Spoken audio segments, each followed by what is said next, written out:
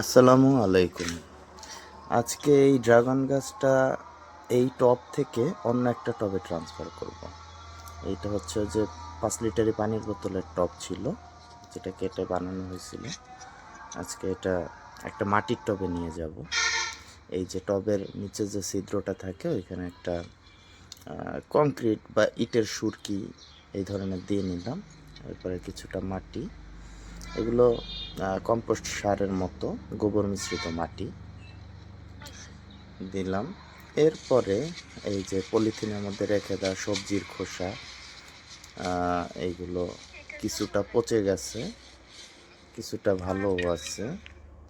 তো এইগুলো হচ্ছে দিয়ে দিলাম। অনেক দুর্গন্ধ, এইগুলো সুন্দরভাবে দিলে হয় কি অনেক দিন মানে কোনো সার দেওয়ার দরকার হয় না।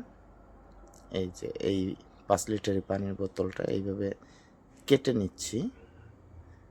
এটা সুন্দর করে কেটে যাতে চারাটা বের করে নিতে পারি মাটি সহ। আমি এই মাটিটা সহই নিতে চাইতেছি, খালি ওই নিচে সারের কাজ হওয়ার জন্য ওই সবজির খোসাগুলো, পচা সবজির খোসাগুলো দিয়ে নিচ্ছি, যাতে করে মানে আমার নতুন করে সার দিতে না হয় আর পানিও দেওয়ার দরকার না হয়। এমনিতেই ড্রাগন গাছে পানি লাগে না, খুব কম লাগে। এই যে ডিমের খোসা চূর্ণ করে দিতেছি।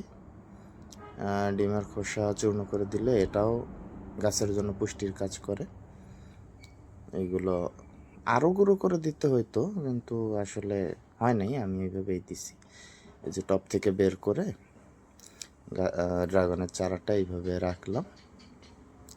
এটা সোজা করে দেওয়ার চেষ্টা করছি। এই চারপাশে মাটিগুলো একটু ছড়িয়ে দিচ্ছি। নতুন একটা শাখা গজাইছে আবার, এই শাখাটা বাঁধা চেষ্টা করতে হবে, নাহলে এটা ভেঙে যাবে। এটা তেমন একটা স্বাস্থ্যবান না, কিন্তু এই ডালটার সাথে এটা আসছে নতুন, এই জন্য কাটিও নাই। ডাল কাটিংটা পরে করব। এই মাটি দিয়ে চারপাশ দিয়ে আটকে দিতেছি। টবটার খালি মানে এখন বর্ষাকাল, বৃষ্টি হলে ভেতরে পানি জমতে পারে, এই জন্য হচ্ছে চারপাশ ঠিকভাবে ভরে দিতেছি যাতে পানি ওভারফ্লো হয়, মানে ভিতরে জমে না থাকতে পারে। কারণ ড্রাগন গাছে এমনিতেই পানি সপ্তাহে একদিন দিলেও হয়, তার উপরে আবার হচ্ছে নিচে আবর্জনা দিয়ে রাখছি, এটায় পানি মানে 2 মাসেও যদি নাও দেই আশা করি কোনো অসুবিধা হবে না, কারণ ওইটা পচে নিচে পানির মতো হয়ে থাকবে। এই সবজি পচা এইগুলোই পানিরও কাজ করবে, সারেরও কাজ করবে। এই যে একটা বাঁশ দিয়ে দিছি, বাঁশের মানে একটা বাঁশকে 4 টুকরা করে তার একটা টুকরা আর কি, সেটা সুন্দর করে বাইধে দিতেছি। এই যে যাতে করে গাছটা সোজা থাকে আর বাতাসে না দুলে, কারণ এই ড্রাগন গাছের এই শাখাগুলো যদি দুলে তাইলে হচ্ছে গাছটা নষ্ট হয়ে যায়, আর এটার ইয়াটাও নষ্ট হয়, মানে শাখাটা সোজা থাকে না। এই যে এটা একদম সোজা করে দিছি।